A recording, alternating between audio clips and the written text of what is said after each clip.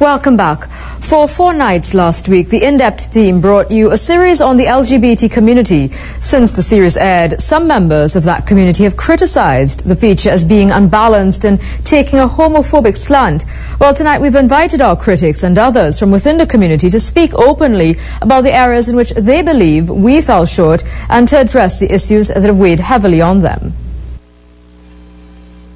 Right now, I do not have the same rights that you do, Golda. I can't marry the person that I love. Jason Jones was one of the most outspoken critics of last week's piece. He says the story did not feature a wide enough cross-section of the LGBT community.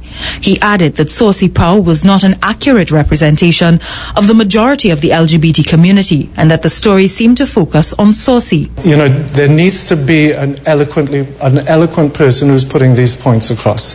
And I don't think anybody is doing it for the LGBT community effectively. Most of the criticism seemed to center around the view that the diversity of the community as well as its struggles were downplayed or overshadowed by religious views. 8 members of the LGBT community answered the call to be interviewed for this follow-up to tell us the things that they wish had been said to the wider community last week. Craig Rodriguez Sejas is a student and national scholar. This is a tiny aspect of who you are.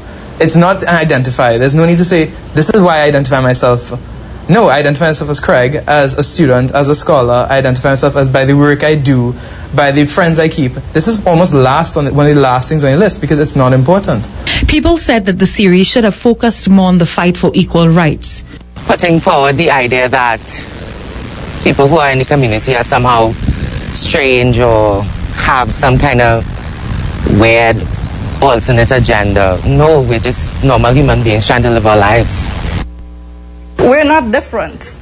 Somebody's aunt could be a lesbian. I know grandparents who are gay. I know children who accept their gay parents. It affects us just as anybody could have curly hair, anybody could be gay.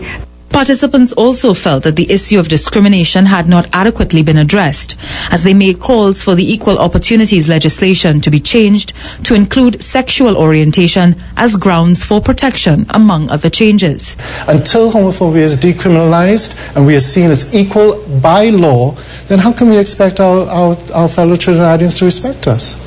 There was also some contention about the fact that one participant refused to go on camera. We left the choice of whether or not to go on camera up to the interviewee, but it has been felt by some within the community that anonymous interviews do more harm than good.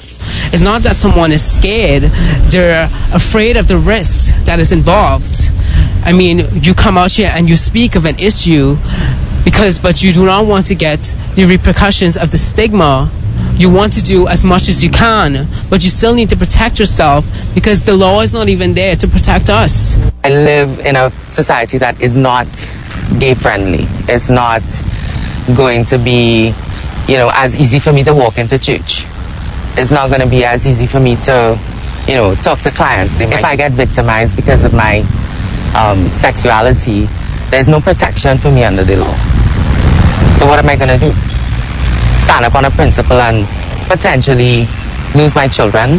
Members of the gay community also felt very strongly that the parts of last week's series that focused on religious aspects were homophobic and should never have been given voice.